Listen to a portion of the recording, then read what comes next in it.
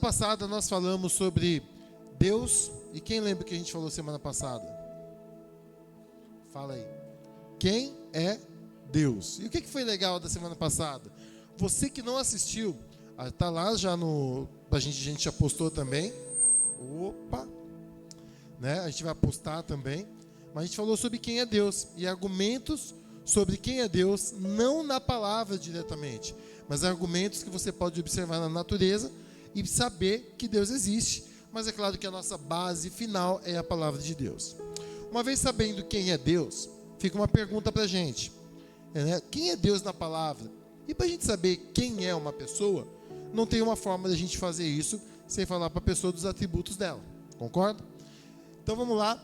Ali está o nosso início, né? Curso de Crescimento Espiritual, aula 2. Pode passar, Dan, por favor.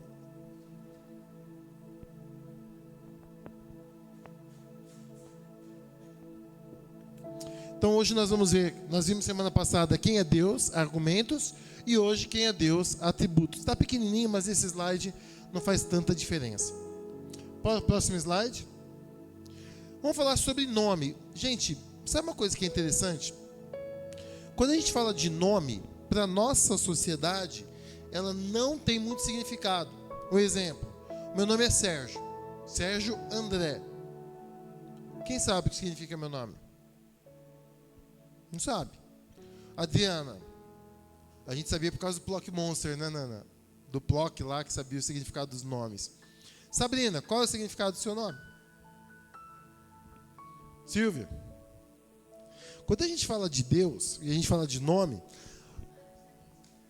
Samara sabe seu significado? Aqui ouve? Que legal. Olha só, em hebraico, a palavra nome é a palavra Shem.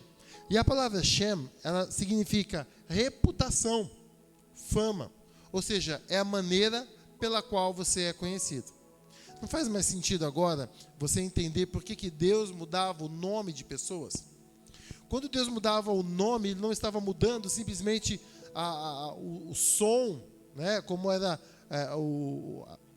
como que chama? Fonema, como uma pessoa ouvia, ou porque ela gostava do nome. Mudança de nome é mudança de reputação. Quem sabe um exemplo de mudança de nome da Bíblia? Abraão. O nome dele era como? Abrão. E Abrão significava pai honrado, pai de muitos. Aí Deus chega para Abrão, que não tinha filhos, e fala: eu vou mudar teu nome. E aí agora a gente entende. Deus não está falando: eu vou mudar só o seu título num documento. Eu vou mudar a sua reputação. E chamou Abrão de Abraão, que é pai de multidões. Quando Deus muda o nome de alguém, quando a gente aprende o nome de Deus, isso é muito significativo. Por quê? Porque a gente está aprendendo sobre quem Deus mesmo se revela. Se eu perguntasse para você, quem é você? E você não fosse dizer seu nome, mas a sua reputação, você diria o que os outros dizem de você? Ou como você se vê? Interessante isso, né? Uma aula de coach aqui hoje. Deus se mostra na Bíblia não como as pessoas o veem, mas como Ele, quem Ele é e como Ele se identifica. Então, estudar os nomes de Deus não é só para saber o que Deus é para nós, mas é Deus querendo dizer para nós qual é a reputação dEle para que possa influenciar a nossa vida. Um exemplo, tem gente que tem um pai agressivo, tem gente que tem um pai ausente, tem gente que tem um pai presente, tem gente que tem um pai brincalhão, tem gente que tem um pai nervoso. E a reputação representa o relacionamento. Uma outra pessoa que Deus mudou o nome foi Jacó. Jacó tinha o nome de usurpador, e todo mundo o conhecia assim, ele se via assim. Chega então Deus para Jacó e fala, impede Jacó de passar para onde ele queria, e aí tem uma grande lição atrás disso, que não vem ao caso hoje, mas Jacó chega um momento que ele fala assim: eu quero que o Senhor me abençoe. E olha que interessante, o que Deus deu de bênção para Jacó? Uma nova reputação. A gente acha que Deus só deu um novo nome. Não, Deus estava mudando a maneira como Jacó se via e como Jacó diria para as pessoas que agora ele era. Mas isso que é interessante. Então, o que nós vamos estudar hoje? Nós vamos estudar hoje como é que Deus quer que você o veja. Então nós vamos estudar nomes de Deus e atributos, qualidades inerentes de Deus, tá bom? Qualquer dúvida que você tiver, tem alguém acompanhando no Instagram da igreja?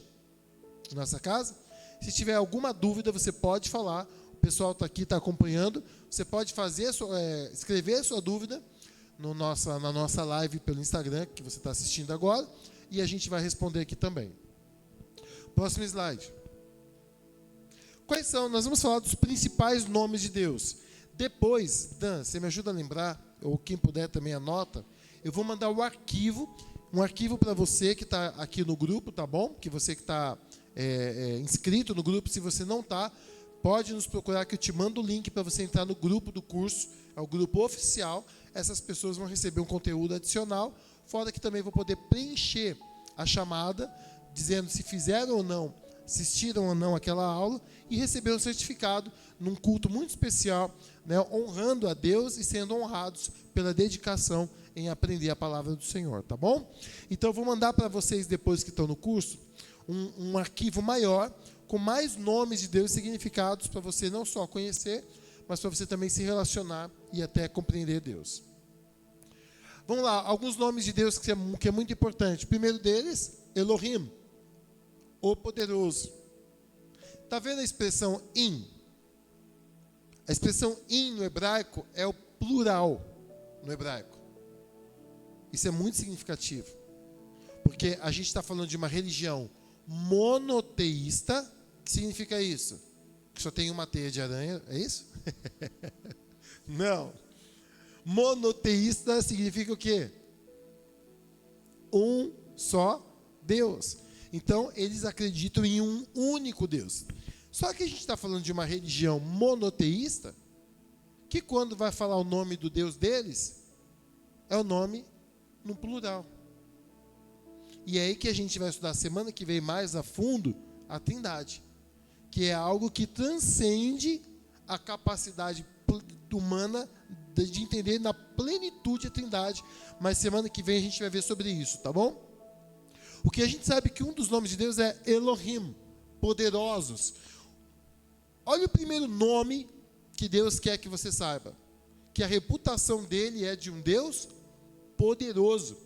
Em Gênesis 1, Gênesis 1, de 1, 2 e 3, só esse nome de um Deus poderoso é usado 35 vezes. Descreve Deus como Criador. Existe uma palavra no hebraico, quando você lê Gênesis, que diz bará, que é uma palavra de criar a partir do nada. Não sei se você já ouviu falar da lei de Lavoisier. Quem já ouviu falar da lei de Lavoisier?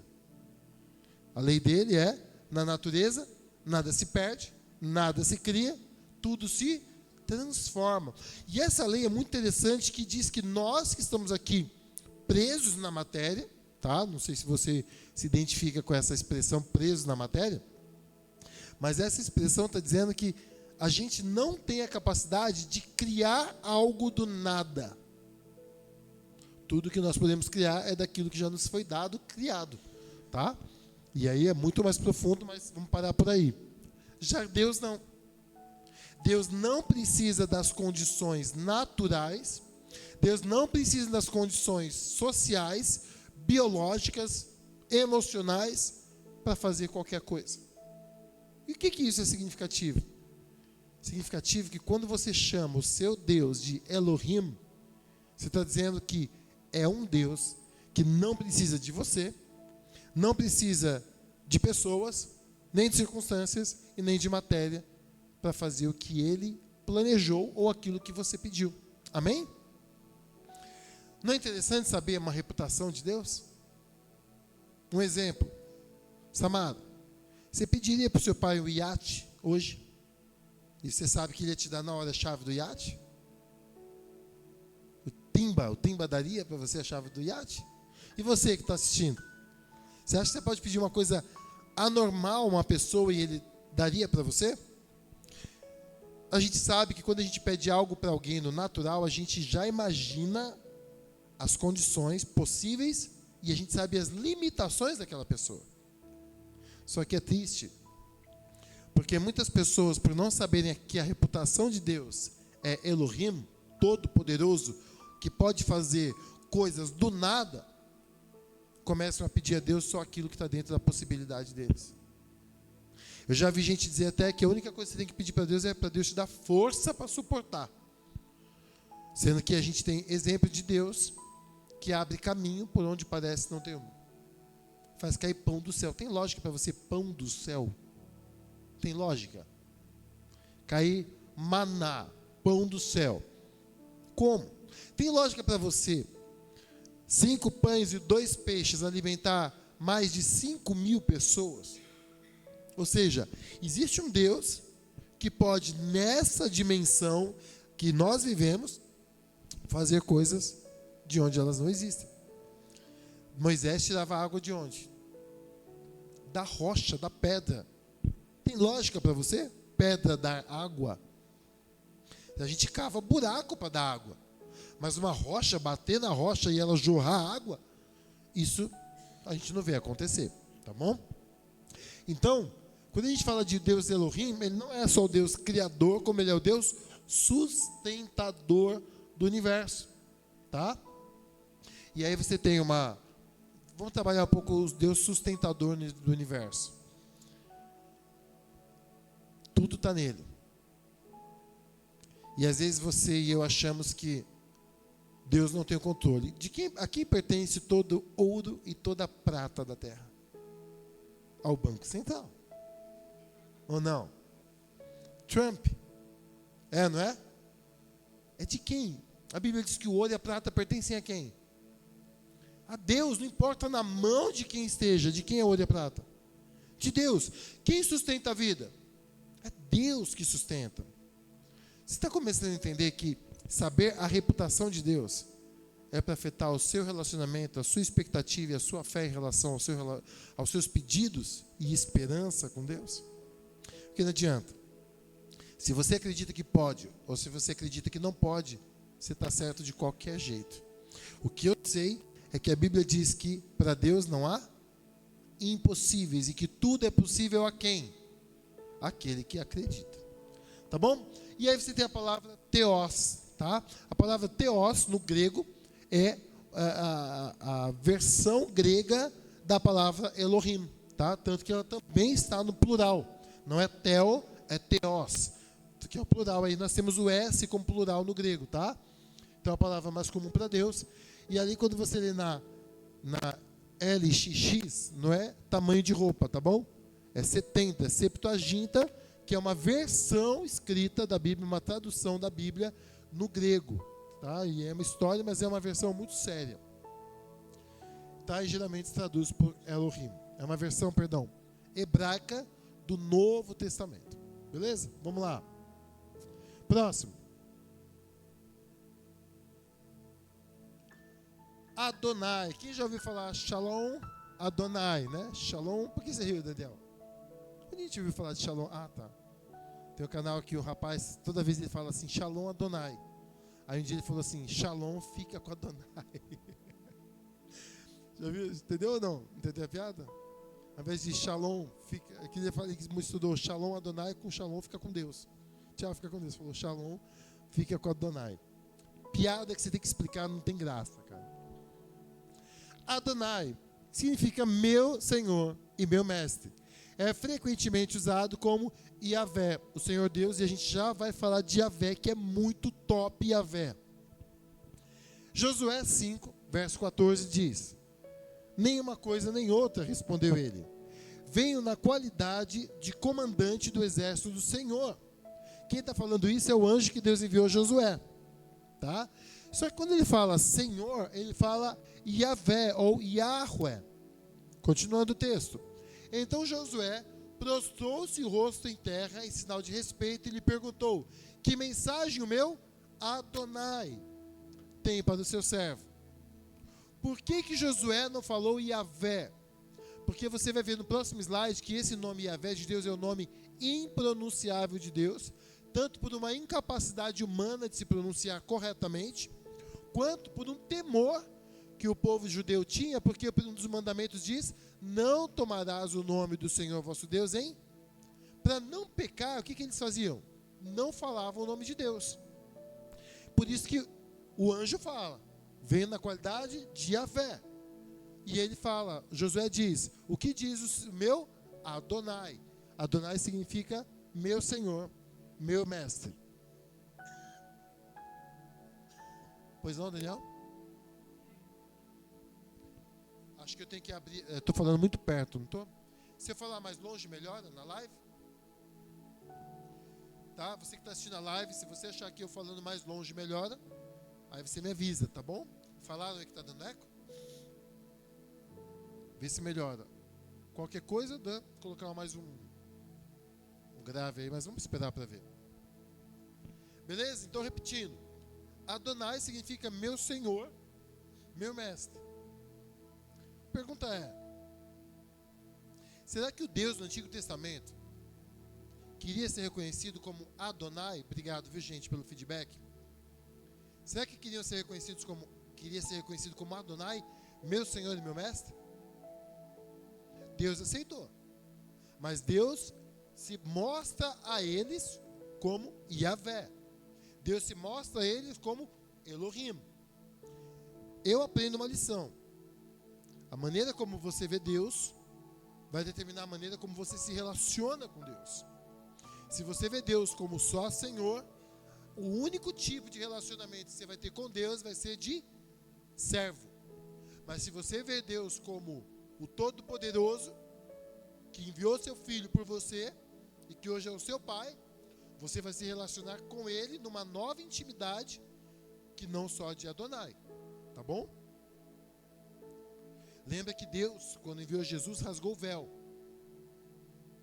sentou à mesa e deixou para nós dois privilégios: intimidade da mesa e acesso à sala do trono.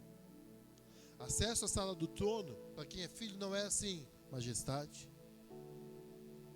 Acesso à sala do trono, para quem é filho, é correr e sentar no colo do pai. Não é pedir licença, tá bom?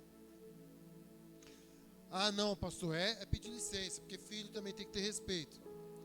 Só quero lembrar você que diz que a todos quanto receberam e reconheceram o seu amor, deu-lhes o direito de se tornarem filhos de Deus. E a palavra filhos não é filho adulto. Tem no original uma palavra para filho criancinha. Tá bom? Então, temos o direito de sermos filhos infantis de Deus ao ponto do Espírito Santo nos fazer chamar o Deus Adonai, o Deus Elohim, o Deus Yahvé, de quê? De Abba. E Abba significa o quê? Papai. Tá bom? Próximo.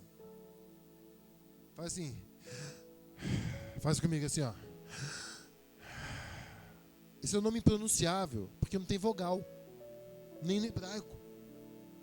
Alguns estudiosos, e até na cultura hebraica, no judaísmo, eles acreditam que esse nome é o nome que significa fôlego de vida. Seria tipo... seria uma expressão de Deus. E fora que bom, não vou saber falar aqui, porque é muito profundo, que cada letra no hebraico corresponde a um número, e os números deste nome de Deus estão na sequência de DNA do ser humano. Tá bom? Mas voltando aqui. Yahvé significa ser, ou vir a se manifestar. Deixa eu explicar. O nome Yahvé significa ser. Quando a gente lê ali tornar-se, não é vir a existir, é se manifestar como. Faz sentido ou não? Deus não começou a existir, Ele é. Ponto. Quando você entende o tornar-se, é um exemplo de que o Filho, eterno com o Pai, um dia tornou-se homem. Jesus não começou a existir quando nasceu. Ele já era, porque sempre foi e sempre será. Então a palavra Yahvé significa o Deus que é e que também se manifesta. Quais foram algumas formas que Deus se manifestou no Antigo Testamento? De Moisés. Como ele se manifestou? Numa sarça ardente. Tá? Eu sempre imaginei salsinha. Quando eu era pequeno, sarça ardente. Tá bom? Sarça é uma planta e não é tempero, tá bom, gente? Compre a sarça para temperar a comida, né? Sarça ungida pelo pastor Sérgio. Amém, gente? Então, é usada 5.321 vezes no Antigo Testamento. O significado literal é obscuro, mas muitos acreditam que representam o próprio fôlego de vida, a própria existência do ser. Tanto que Adão, para se tornar como Deus, filho de Deus, só se tornou filho de Deus quando Deus o quê? Soprou nas suas narinas. Tá? Então, é isso aí. Próximo. Nenhuma dúvida até aqui, gente? Se tiver dúvida, escreva agora ou segura o dedo para sempre. Tô brincando. Dúvida, alguém tem? Dan, você consegue trazer água para o seu papai, cara?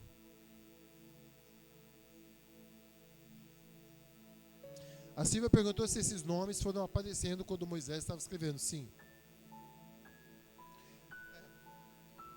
Não, já existia na cultura. Gravado para nós, nessa Bíblia que nós temos, foi conforme ele foi escrevendo. Nós não saberíamos esses nomes se não tivesse sido escrito, concordo? Mas assim, já havia uma cultura. Abraão foi o primeiro a encontrar Deus de uma maneira. Aí foi Deus que passou para Adão, que passou para Noé, de Noé passou para os filhos dele, Sem, Cã, Jafé, aí Sem, né, que continuou a geração de Deus, passou para os filhos dele. Aí você teve lá as gerações pós-adâmica, pós-Noé, que foram vindo. Aí você tem Abraão, que é da descendência dos filhos de Noé, que foi escolhida por Deus. E um dia Deus se revela a Abraão, e aí torna o nome dele novamente conhecido. Mas um dos textos mais significativos é quando Moisés fala: quando perguntarem quem o Senhor é, o que eu falo? E Deus diz: eu sou quem eu? Eu sou Yahvé, eu sou. Não me defino, porque eu posso ser o que eu quiser ser. Vamos falar sobre atributo? Atributo significa o quê? Um atributo é uma característica intrínseca à sua pessoa, através da qual ele é distinguido e identificado. A gente tem a ideia de atributo muito física, muito visual. Então, se eu perguntasse assim, qual é o atributo do pastor Sérgio? Se você pegasse alguém que não me olhasse, diria careca. Eu não tenho problema com isso, porque Deus vai mandar ursa para pegar todas as pessoas que zoam com a minha careca. Eu oro por isso. Eu rezo, brincando, né? Sabe? Mas você diria, olha para aquele cara que é o pastor Sérgio, qual é o atributo dele? Bonito, careca e bonito, charmoso e bonito, né? 1,77 m, entendeu? Simpático. A pessoa falaria do visual. Só que a gente sabe de uma coisa: dá pra gente falar do visual de Deus?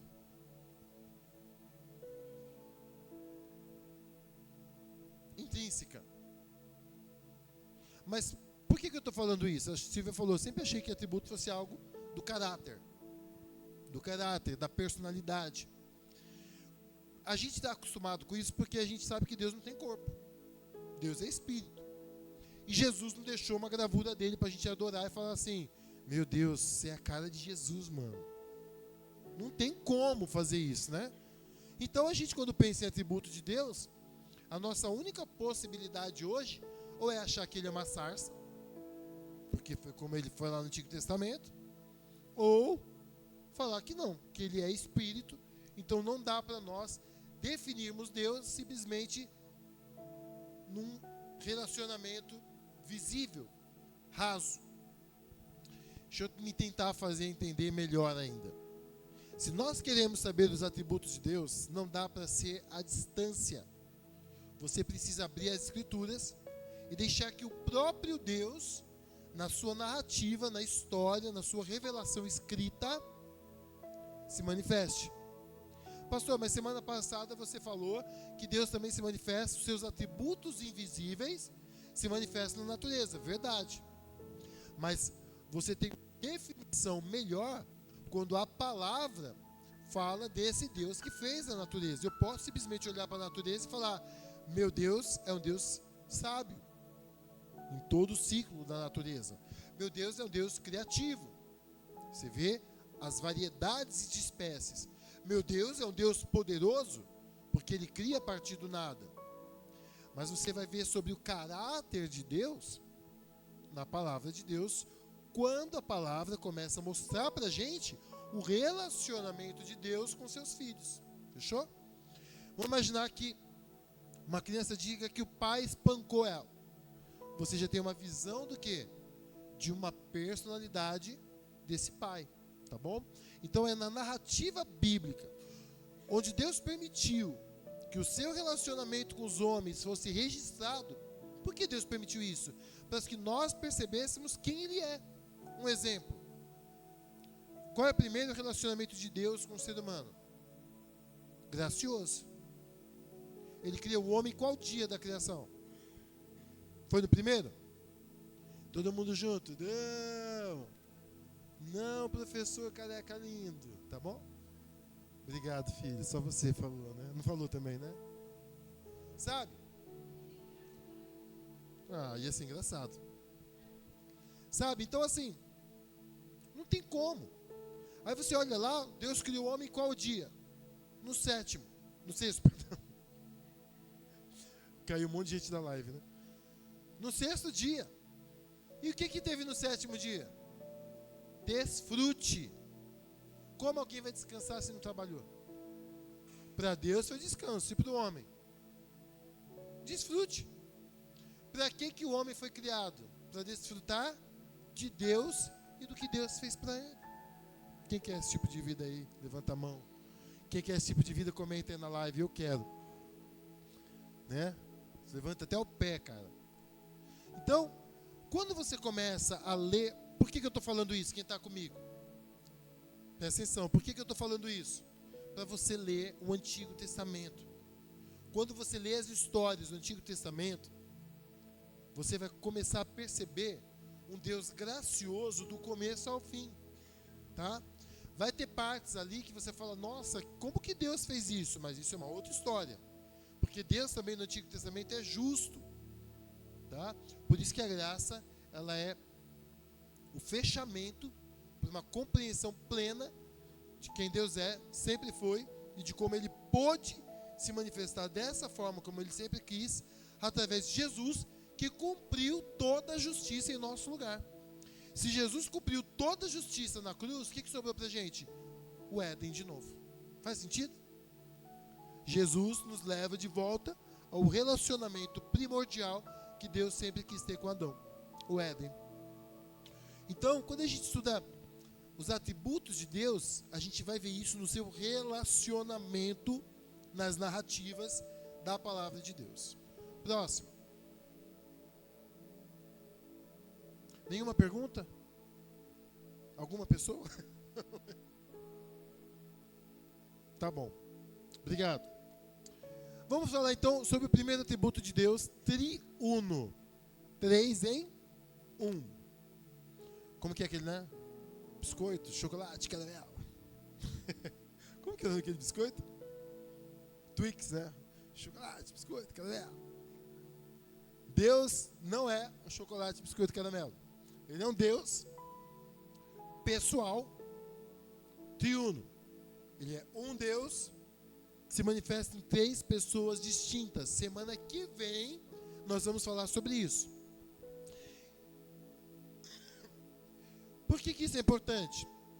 Nós não vamos falar hoje sobre Trindade, mas por que é importante? Porque nosso Deus se revela em si mesmo como um Deus de relacionamento. Você acha que Deus quer só dar coisas para você? Por que o pai do filho pródigo deu tudo o que ele quis? Deu coisas. É coisa que você quer? Então toma. Coisas nunca vão te trazer alegria, nunca vão suprir seu vazio, nunca vão trazer sentido para você e vão passar. Deus é um Deus que se relaciona consigo mesmo e em si Ele é uma família. Pai, Filho e Espírito Santo. Eu não sei quantos sabem, mas na tradição judaica, o Espírito Santo é a representação feminina. Quem sabia disso? Sabia? Tradição judaica? O Espírito Santo é uma figura feminina. Ele, ou eles, é 3 em 1 e 1 em 3. Semana que vem a gente vê melhor isso daí. Próximo. O segundo atributo, autossuficiente e autoexistente. Eu vou ler o slide, depois a gente comenta. Se tiver eco, vocês vão avisando que às vezes eu vou fazendo assim, ó. Eu vou aproximando, tá bom? Se tiver, vocês me avisam. Ele é autossuficiente, ele é autoexistente. Ele existe necessariamente, ou seja, ele simplesmente existe. Não depende de nada fora de si mesmo. E em tudo, ele se sustenta. Versículo que diz lá, Êxodo 3,14. E disse Deus a Moisés, eu sou o que eu sou. Disse mais, assim dirás aos filhos de Israel, eu sou, me enviou a vós. Se você quiser ser como Deus, diga, eu sou. Eu sou o que, pastor? O que Deus disse que você é. Dizer eu sou é o nome de Deus. Yahvé. Quando o povo de Israel perguntar quem você é, eu sou. Se você começar a dizer quem você é e dizer eu sou luz, onde você pisar, você vai brilhar. Se você começar a dizer eu sou abençoado, a bênção te alcança.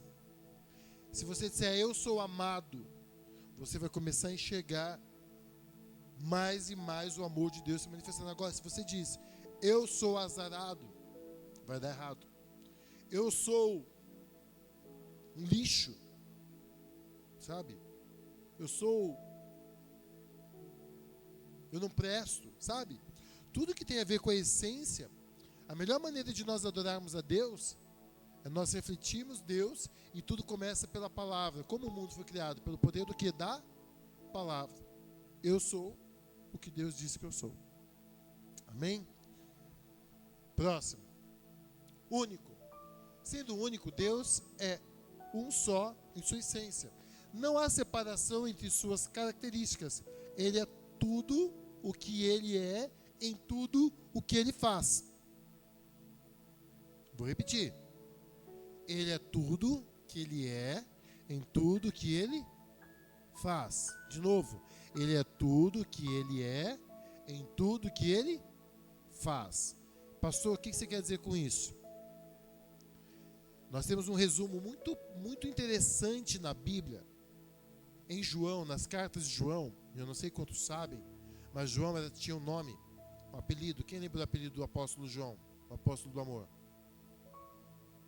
Voz do trovão. O discípulo do amor devia ser uma pessoa muito grossa na época. Voz do trovão significa que eu acho que ele falava com dureza em tudo. Deus transformou João em seu caráter e ele foi chamado discípulo do amor. E sabe o que João dizia? Que Deus é amor. Quem não ama, não conhece Deus. Porque Deus é joia. E quando Deus manda matar uma cidade inteira no Antigo Testamento? Isso muda quem Deus é? Ou Deus simplesmente está reagindo conforme o sistema, a dimensão, a ação, as palavras e a sua justiça? Nós temos uma nova aliança no Novo Testamento. E uma nova aliança e um novo testamento muda a forma de relacionamento, mas não muda quem Deus é em sua essência. Faz sentido? Faz sentido? Então nós temos uma nova aliança, um novo pacto, um novo acordo, que não é baseado na lei, onde o homem obedece e recebe, onde o homem cumpre e é abençoado. Deus cumpriu toda a justiça em Jesus, mudou o pacto, mudou a aliança, mudou o testamento, e Jesus disse, esta é a nova aliança no meu sangue, que significa no meu esforço, no meu sacrifício, na minha obra e na minha ação. Ou seja, Jesus nos introduziu na era da graça. Ele veio para pregoar a graça do Senhor. E quando Jesus cita esse versículo lá no Novo Testamento, no templo, ele não fala e o ano da sua justiça. E a justiça do nosso Deus. Por quê? Porque em Cristo, na era da igreja, nós estamos vivendo o tempo da graça, que é o novo pacto. Então, eu só quero que você entenda, quando você lê o Antigo Testamento, e perceber ações de Deus, que você e eu olhamos e falamos assim, como é que um Deus de amor faz isso? Você tem que lembrar que o Deus de amor também tinha que agir conforme a justiça do pacto antigo. Então não há falta de amor quando Deus age com justiça no Antigo Testamento. Fala, Julião, seja bem-vindo, meu querido, tudo bom? Que alegria ter você aqui. Amém. Quiser ficar um pouquinho aí, já olha para essa careca linda aqui. Faz sentido, gente? Sim ou não? Se faz sentido, escreve sim aí na live. Tô parecendo cara de youtuber, então. Escreve aí sim na live. Tem gente aqui vendo se você escreveu. Alguém escreveu sim na live aí? Tchau, Julião, Deus abençoe, beijo. Se não escreveu, eu vou tirar agora da live. Ah, obrigado, pastora Cátia. Amém, queridos? Obrigado, gente. Tamo junto. Compartilha, faz o aviãozinho aí. Ouve, Israel. O Senhor nosso Deus é quem? O único Senhor. Galera, presta atenção. Não faz mais sentido agora entender que quando a gente fala de Deus ser um ser único, não é simplesmente um único ser Deus que existe, mas que Ele é sempre o mesmo. A gente vai ver sobre um Deus imutável também. Mas Ele é o que Ele é sempre. Nunca mudou e nunca vai mudar a sua essência. Pergunta. Valendo R$1.000. Vamos ver quem acerta aqui. Jesus, em corpo, era Deus? É Deus? Sim ou não? Sim ou não? Sim. Então ele fisicamente ele é onipresente? Em físico, não. Mas nós não somos seres só físicos. Somos seres também espirituais. E o fato, você vai aprender isso em Cristologia, tá? Que a gente vai ter também aqui no curso. Uma matéria só sobre Jesus, uma só sobre o Espírito Santo e uma só sobre Deus Pai. Jesus pode não ter usado os seus atributos. Não significa que ele não os tinha. Alguém lembra de algum? A onipresença está em todos os lugares ao mesmo tempo. Fisicamente não, mas em espírito sim. Te entendo, usou. E uma prova de que ele usou, até concordando com você, foi quando ele falou para está um homem que não há dolo, Natanael. Ele falou assim, eu vi você quando você foi chamado debaixo da figueira. Ele falou, aí está um homem que não tem falsidade. Como você me conhece? Como eu te conheço? Eu vi você quando estava embaixo da figueira. Ele sabia, e a gente vai entrar na onisciência, o que estava no coração dos fariseus. Mas sobre Natanael, ele estava lá, embora não fisicamente, ele estava com Natanael.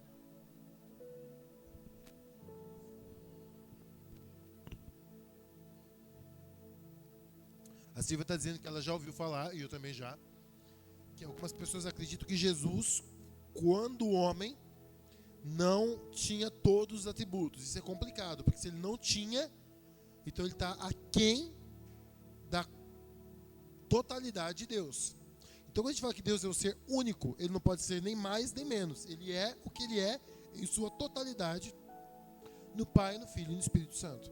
Tanto que quando a gente estudar a Trindade semana que vem, a gente vai ver que todos os atributos divinos são citados nas Escrituras em relação ao Pai, são citados o mesmo atributo para o Filho e o mesmo para o Espírito Santo. Perdão.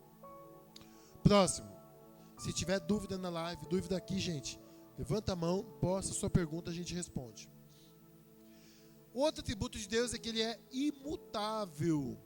Não é que dá para você, não é que não dá para você deixar Deus em silêncio, né? Mutar. Não dá para mutar Deus. Imutável é um Deus que não, também não dá para mutar Deus, mas é um Deus que não muda. Outra coisa, quem tiver no grupo inscrito, vai ter o PowerPoint que a gente vai postar também, tá bom, Dan? Ajuda a lembrar, você que está no nosso grupo, a gente vai postar para você o PowerPoint e você vai ter esse arquivo para sua casa, tá? Vamos ler aqui. Imutável, Deus que não muda. Ele constantemente deseja e escolhe ser Ele mesmo. Ele não pode melhorar a si mesmo, isso é top, hein?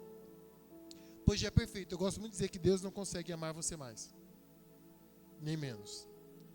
Ele já te ama no nível máximo, não tem como te amar mais. Ele não pode piorar, pois está total e integralmente envolvido em tudo que Ele é, em tudo que Ele faz. Sua natureza não muda. Então, repetindo, quando tiver momentos que você estiver lendo a Bíblia e parecer que Deus não ouviu, parecer que Ele não se importou, parecer que Ele não teve amor, lembra desse atributo. Lembrando dele, se isso não é possível, aí você vai procurar compreender como é que Deus se relaciona em dois testamentos de maneira diferente, sendo o mesmo Deus, tá bom? Versículo Tiago 1,17 diz: toda, não é Oda, faltou um T aí, tá bom? Toda boa dádiva e todo dom perfeito vem do alto, descendo do Pai das luzes, em quem não há sombra, não há mudança, nem sombra de variação. Não existe uma oscilação em nenhum atributo de Deus. A gente vai ver aqui um dos atributos de Deus, onipresença. O salmista diz: para onde fugirei eu da tua presença? Se eu descer mais profundo abismo, tu está lá. Se eu subir com asas lá para a alvorada como águia e me esconder no mais longínquo, lá o Senhor está. Não tem como Deus ter qualquer variação. Agora, falar dos atributos de onipresença, onisciência, onipotência, top. Mas não tem como Deus ter a menor variação no quanto Ele ama, cuida, está totalmente, integralmente dedicado a você. As circunstâncias não definem Deus. É Deus que define as circunstâncias. O seu sentimento não define Deus. É Deus e a definição que você tiver de Deus que vai afetar os seus sentimentos. Guarda isso. Tiago foi até um tanto quanto redundante. Ele disse: em que não há mudança nem sombra. Você o que é a sombra? A sombra é só um aspecto de uma realidade. Não existe nem a menor possibilidade de uma mínima variação de Deus e sua essência. Não, pastor, tem sim. Eu li lá na Bíblia que Ele quis arrasar o mundo inteiro. Eu li, pastor. Ele chega para Moisés e fala assim: o negócio é o seguinte, cansei. Estou cansado desse povo. Vou matar todo mundo e vou começar alguém do zero. E aí? Mudou? Não. Como não? Moisés vai e fala: mas Senhor, que vão falar de ti? Vão dizer que o Senhor tirou a gente lá do Egito para deixar a gente morrer no deserto? Olha a sua reputação. Aí Deus fala: tá bom. Mas vai morrer um pouquinho de gente aí, ó. Aí manda uma praga e mata. Não parece que Deus está instável como um humano? Como a gente sabe que não tem variação de Deus nesse texto? Oi? O problema está com o humano, não com Deus. Joia, que mais? Deus precisa falar alguma coisa para o ser humano? Quando Deus ia matar Sodoma e Gomorra, destruir, tinha gente lá que Deus queria salvar? Tinha. Quem? Ló. Aí o que Deus faz? Chega para Abraão e fala assim: Abraão, vou destruir Sodoma e Gomorra. Moisés, eu vou destruir o povo, vou começar algo novo. Por que ele faz isso? Porque existe uma lei no mundo onde Deus levanta intercessores para que uma oração humana possa interferir na decisão de Deus que ele tem que tomar por causa da sua justiça. Tá fazendo sentido? Deus, para não destruir a humanidade toda, levanta intercessores. E aí ele levanta Moisés, e Moisés intercede pelo povo. Ele fala para Abraão, Abraão intercede pelo seu sobrinho. Você está entendendo que Deus está pedindo para você e eu intercedermos? Você lembra que Jesus falou? Peça ao Pai que envie o quê? Trabalhadores para a sua seara. Pede para Deus, porque quando você pede, Deus vai abrir as portas e mandar a resposta, porque há intercessores. O diabo vai fazer você ter raiva de pessoas, da sua casa, da sua igreja, do seu serviço, da sua história. Por quê? Porque amaldiçoar também é uma intercessão. Só que vem para a sua vida. O diabo é esperto, o diabo sabe o poder disso daqui, gente. Aí ele pisa em você, ele toca em você, para você ficar com raiva e parar de orar pelos seus inimigos, parar de orar pela sua igreja, parar de orar por gente da sua família. Por quê? Porque você está magoado e machucado. E a nossa cura está em Deus. Por isso que Jesus fala, ore pelos seus inimigos. Faz sentido? Faz sentido, gente?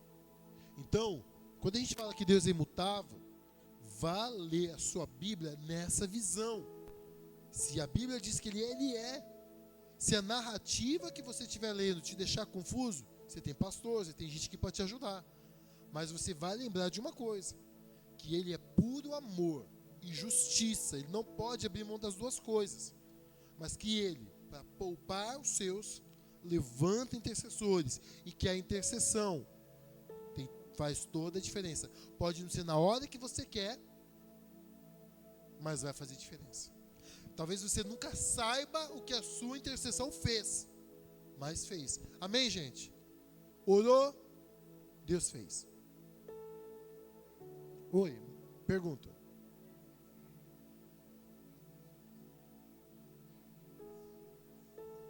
Eu acredito. A Silvia, pode ler de novo?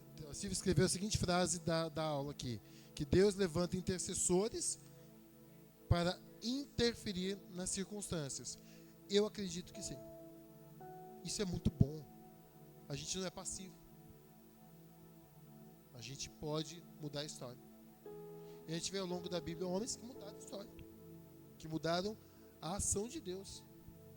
Embora Jó tenha falado, bem sei que tudo pode, que nenhum dos teus planos podem ser frustrados, não significa que a gente não possa interferir nos planos do Senhor. Queridos, eu vou pedir perdão para vocês, mas eu vou encerrar a nossa live aqui. Semana que vem a gente continua daqui, tá bom? Eu não vou ter olhado muito para a câmera aqui, né, na gravação, né? Mas, se Deus quiser e Deus quer, né, Pai? Amém? Meu Deus, tu falar amém para mim, né? Semana que vem a gente vai ter direitinho como eu desejo no meu coração, dar o melhor para você. Peço mais uma vez perdão que a gente não conseguiu, mas espero que tenha tocado o seu coração, que tenha feito sentido. E eu espero que quando você ler o Novo Testamento, o Antigo Testamento, você consiga compreender isso. Eu vou dar um exemplo. Vou postar ainda hoje nos grupos da igreja. Ontem, antes de dormir, fui ler a Bíblia. E eu li um salmo dizendo que Deus arrasava os inimigos por onde entrou na terra de Israel, em Canaã, foi eliminando todo o mal e todas as nações. E ali eu falei, Senhor, elimina da minha vida, da minha mente, do meu coração, tudo aquilo, Pai, que o Senhor sabe que precisa sair, porque a terra prometida não é fora, é dentro. Quando a gente tem Jesus, a gente já tem a terra prometida. Só que a gente ainda tem medo de gigantes, a gente ainda se vê como gafanhoto, a gente ainda faz acordos que não deveríamos fazer. E às vezes desejamos coisas do inimigo que nunca deveríamos desejar. Quando você lê na graça o Antigo Testamento, viram orações poderosas para a sua vida. Pois o que Deus fazia no Antigo Testamento, Ele pode fazer hoje por você de uma maneira muito maior, de uma maneira muito mais pessoal, de uma maneira que vai trazer para você revelação e resultados surpreendentes. Que Deus abençoe a sua vida. Amém? Eu encerro a live por aqui. Um grande beijo, um grande abraço. Dana, você encerra aqui para mim, por favor. Fiquem com Deus. gravação aqui também. Semana que vem a gente continua então nos nossos atributos de Deus. Um abraço.